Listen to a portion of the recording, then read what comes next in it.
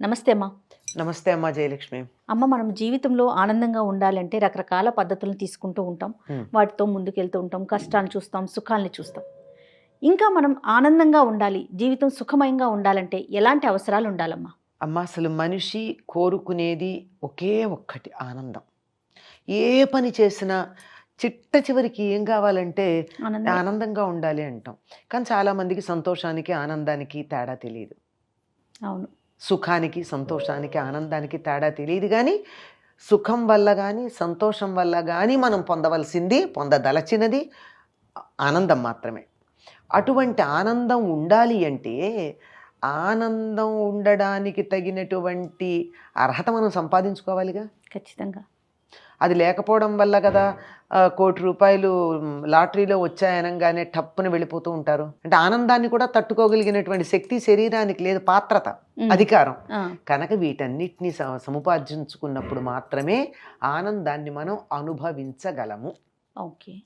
ఈ అనుభవించటానికి ఏం కావాలి అంటే మొట్టమొదటి ఇందాక ఉదాహరణ చెప్పాను కదా, ఆనందం వస్తే తట్టుకోగలిగినటువంటి శారీరకమైన దార్ఢ్యం ఉండాలి. అంటే ఆరోగ్యం. ఆరోగ్యం మొదటిగా ఆరోగ్యం ఉండాలి. అమ్మో, ఈ వార్త నెమ్మదిగా చెప్పండి, వాళ్ళ గుండె బలహీనంగా ఉందంటూ ఉంటారు అవును. శుభవార్తకు కూడా. అవునవును. అంటే అంతటి ఆనందం తట్టుకోవడానికి గుండె బలంగా లేకపోతే ఉండలేరని మనం వింటున్నాం కదా. అంతే కదా. కనుక శరీరం అన్ని రకాలు, ఒక గుండె గురించి ఎక్కువ మాట్లాడతారు కనుక చెప్పా. శరీరం అన్ని రకాలైనటువంటి ఆనందాన్ని తారస్థాయిలో అందుకోవడానికి తగినటువంటి ఆరోగ్యం ఉండాలి శరీరానికి. ఓకే. అంటే మొట్టమొదటి అవసరం శారీరకమైనటువంటి ఆరోగ్యం. ఈ శారీరక ఆరోగ్యంతో పాటు మానసిక, ఆధ్యాత్మిక, దీన్ని ఆత్మిక అని కూడా అంటారు అనుకోండి. ఆ మానసిక, ఆత్మిక లేక ఆధ్యాత్మిక, వీటన్నిటికీ మూలమైన ఆర్థిక. 4 పాయింట్స్. 4 ఆరోగ్యాలమ్మా. శారీరక, మానసిక, ఆత్మిక, ఆర్థిక ఆరోగ్యాలు ఉన్నప్పుడు మాత్రమే ఆనందాన్ని అనుభవించగలం. లేకపోయినట్టయితే ఇందాక శారీరక ఆరోగ్యం గురించి చెప్పుకున్నాం. ఇంకా మానసిక ఆరోగ్యం, ఇది కొద్దిగా అపురూపంగానే కనపడుతోంది ఈ మధ్య కాలంలో మనకి. శారీరకంగా చాలా బాగానే ఉంటున్నారు కానీ అందని పండులాగానే ఉందమ్మా. శారీరకంగా బాగానే ఉంటున్నారు. అది కానీ దానికి శారీరకమైనటువంటి బలం ఉంది కానీ మానసిక బలం ఉండట్ల. అవును. చిన్నదానికి తట్టుకోలేకపోతున్నారు. చిన్న ఇబ్బంది కలగంగానే ఎవరైనా నా మాట కాదనంగానే నాకు చెట్టున కోపం వస్తుంది. అందులో చిన్నవాళ్ళైతే కోపం వస్తుంది, అందులో పెద్దవాళ్ళు నా మాట కాదంటే డిప్రెషన్లోకి వెళ్ళిపోవడం.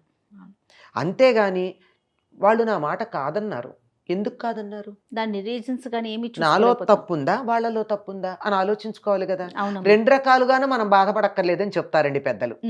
ఒకవేళ ఆలోచించి నాలో తప్పుంటే సరి చేసుకుంటా, వాడు నా గురువు అయ్యాడు లోపం చూపించినందుకు. నాలో తప్పు లేకుండా అన్నాడు అనుకోండి, ఏముంది, వాడు తెలివి తక్కువ, వాడు నేను సరే అనుకుంటాం, సరిపోయింది. ఈ మాత్రం ఆలోచించుకోలేకపోవడం అయినటువంటి వల్ల మనం ఇప్పుడు చూస్తున్న అనేక రకాలైనటువంటి ఇబ్బందులు చూస్తున్నాం సమాజంలో. అయితే ఆత్మహత్యలు, లేకపోతే కౌన్సిలింగ్ సెంటర్లు, లేదంటే తీవ్రవాదులు, చంపేయటం. 3 రకాలు. వాళ్ళే చావడం, చంపడం ఒకటే మార్గం, లేదా కుంగిపోవడం మరో మార్గం అనుకుంటున్నారు తప్ప తన ఈ స్థితి వల్ల, మానసిక స్థితి వల్ల తాను ఏది పొందాలనుకున్నానో అదే పొందలేకపోతున్నాన్న సంగతి మర్చిపోతున్నాడు. ఎట్లా అంటే తాను కూర్చున్న కొమ్మని తానే నరుక్కున్నట్టు అట్లా అవుతోంది. కనుక ఉండవలసింది మానసిక ఆరోగ్యం. ఈ మానసిక ఆరోగ్యాన్ని పెంపొందించుకోవాల్సినటువంటి అవసరం చాలా ఉంది మనుషులందరికీ. రైట్. శారీరకమైంది, మానసికమైంది, ఇంకా ఆధ్యాత్మికం. ఇది ఉన్నప్పుడు మానసికంగా కొద్దిగా అటు ఇటు ఉన్న సర్దుబాటు అవుతుంది. ఎట్లా అంటే భగవంతుణ్ణి నమ్ముతారు చాలామంది. భగవంతుణ్ణి నమ్మని వాళ్ళు కూడా నమ్మేది ఒకటి ఉంది. దేవుణ్ణి నమ్మకపోయిన దేన్ని, తన్ని తాను నమ్ముకుంటారు కదా, ప్రకృతిని, తనని తాను నమ్ముకుంటాడు. తన మీద తను నమ్మకం ఉండాలి. అయితే ఆత్మవిశ్వాసం ఉండాలి, లేకపోతే పరమాత్మ విశ్వాసం ఉండాలి. అంతే. ఈ 2 ఉన్నట్టయితే మనిషి అసలు దేనికి కూడా భయపడవలసిన పని కానీ, దిగులు పడవలసిన పని కానీ, కుంగిపోవలసిన పని కానీ లేదు. కనుక పరమాత్మ విశ్వాసం లేకపోయినా కనీసం ఆత్మవిశ్వాసం ఉండాలి కదా. ఖచ్చితంగా. అందుకని ఆత్మిక అన్నారు. అంటే పరమాత్ముడే సర్వజీవులలోనూ ఆత్మరూపంలో ఉన్నాడు. అది పెద్ద ఆత్మ, ఇది చిన్న ఆత్మ. అది పెద్ద వెలుగు, ఇది చిన్న వెలుగు. ఆ వెలుగు నుంచి వచ్చినటువంటి నిప్పు రవ్వే కదా ఇది. అంచేత ఇది ఆలోచించిన వాళ్ళు అది అర్థం చేసుకుంటారు. నేను ఆ పరమాత్ముడిని నమ్మను, నాకు కనపట్టలేదు అనుకున్నారు అనుకోండి, అంత మాత్రాన వాళ్ళు ఏమీ చెడ్డవాళ్ళు కాదు, ఉన్నత స్థితికి రాని వాళ్ళు కాదు. తన మీద తన నమ్మకం పెట్టుకోమనండి. ఇది బాగా ఉండాలి. ఈ ఆత్మవిశ్వాసం ఎప్పుడైతే ఉందో, తన మీద తనకు నమ్మకం ఎప్పుడైతే ఉందో, తప్పనిసరిగా ఆనందం ఉంటుంది. నేను చేసిన పని ఉప్పు, నేను సరైంది చేశాను, నేను తప్పు చెయ్యను, ఒకవేళ పొరపాటున ఎప్పుడన్నా నా వల్ల తప్పు జరిగినా నేను సర్దుకుంటాను, సరిదిద్దుకుంటాను అనేటటువంటి నమ్మకం ఉన్నప్పుడు అది ఆత్మపరమైనటువంటి ఆరోగ్యం. ఇవన్నీ ఉన్నాయి కానివ్వండి, పొద్దున్న లేచిన దగ్గర నుంచి నాకు అన్నం ఎవరు పెడతారా అని ఎదురు చూస్తున్నా. ఆకలి, బాధ. అప్పుడు ఏమిటండి ఇవన్నీ ఉన్న లాభం ఉందా?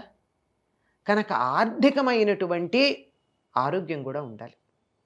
ఆర్థిక ఆరోగ్యం ఉండడం అంటే సంపాదించడం ఒక్కటే కాదండి. ఫైనాన్షియల్ డిసిప్లిన్ అని ఒక మాట ఉంది, మీరు విన్నారో లేదో? అంటే పెద్ద పెద్దగా ఆర్థిక శాస్త్రం గురించి మాట్లాడకపోయినా అదంతా ఆర్థిక శాస్త్రవేత్తలు మాట్లాడతారు. మనలాంటి వాళ్ళకి ఎందుకండి, మనం మన ఇల్లు, నా అవసరాలు, నా కుటుంబ అవసరాలు, అంతే కదా. నాకు అంతే, నా వరకు నాకున్నటువంటి సొమ్ము ఎంత, నా అవసరాలు ఎంత, ఈ రెండింటికి ఈ మధ్య సమన్వయం ఎట్లా చూడాలి, ఉన్నదాన్ని నేను ఎలా సర్దాలి, అప్పుల పాలు కాకుండా ఎట్లా ఉండాలి, ఇది కానీ చిన్న ప్రణాళిక వేసుకోగలిగినట్టయితే నేను ఆర్థికంగా ఇతరుల మీద ఆధారపడకుండా, ఆర్థికంగా నేను అప్పుల పాలు కాకుండా, తెల్లారు లేచిన దగ్గర నుంచి నా అవసరాలు ఎవరు తీరుస్తారా అని ఇంకోళ్ళ కోసం ఎదురు చూడకుండా ఉన్నప్పుడు ఆనందం ఉంటుంది నాకు. లేదంటే అద్భుతమైనటువంటి ఆనందదాయకమైన శుభవార్త ఉంది, ఏదో పెద్దవాళ్ళకి అమ్మాయి పెళ్లి కుదిరింది, అద్భుతమైనటువంటి సంబంధం, అందగాడు, ఉద్యోగస్తుడు, ధనవంతుడు, మంచివాడు, అన్నీ బాగానే ఉన్నాయి, కానీ పెళ్లి చేసే సామర్థ్యం నా దగ్గర లేదు. ఆనందం ఎక్కడుంది? అప్పు ఎక్కడి నుంచి తెస్తాను, పెళ్ళి ఎట్లా చేస్తాను, ఏ విషయం ఎట్లా చూస్తానని దాని గురించే దిగులుంటుంది కదా. ఆనందానికి చోటు ఎక్కడుంది?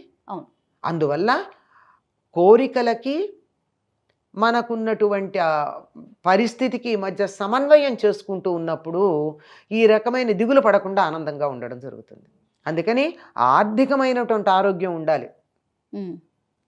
ఫైనాన్షియల్ హెల్త్ అంటాం. అవునవును. అది గనక ఉన్నట్టయితే, అంటే ఫైనాన్షియల్ హెల్త్ అంటే కోట్లాస్తుండక్కర్లా, అవును, నా అవసరాలకి నా దగ్గర ఉండే సొమ్ముకి మధ్య సమన్వయం ఉంటే చాలు. అన్ని మనసును ఆ రకంగా పెట్టుకుంటే కనుక ఈ 4 ఉన్నటువంటి చోట ఆనందం ఉంటుంది. ఇంకా గట్టిగా చెప్పాలంటే ఒక మాట ఫైనల్గా చెప్పాల్సింది ఏమిటో తెలిసి 4 ఉన్నా ఆనందించటానికి నేను ఆనందిద్దాము అనే సంకల్పం ఉండాలండి. అవునమ్మా. అది లేకపోవడం వల్ల ఎంతసేపు నాకు అన్నీ ఉన్నాయి కానీ నాకన్నా పక్క వాళ్ళు బాగున్నారు అనేటప్పటికి అయిపోయి మనకి ఎంతున్నా ఉపయోగం లేదు. ఇప్పుడు మీరు అన్నట్లుగా ఈ 4 ఆరోగ్యాలు ఉన్నా కూడా 4 ఆరోగ్యాలు వీటన్నిటికన్నా పైన ఏమిటంటే ఐసింగ్ అండ్ ద కేక్ అనమాట. అదే కదా. అది గనక లేకపోయినట్టయితే ఏమవుతుంది, ఎన్ని ఉండి కూడా నిరంతరం దిగులు పడే వాళ్ళు ఉన్నారు. అవును.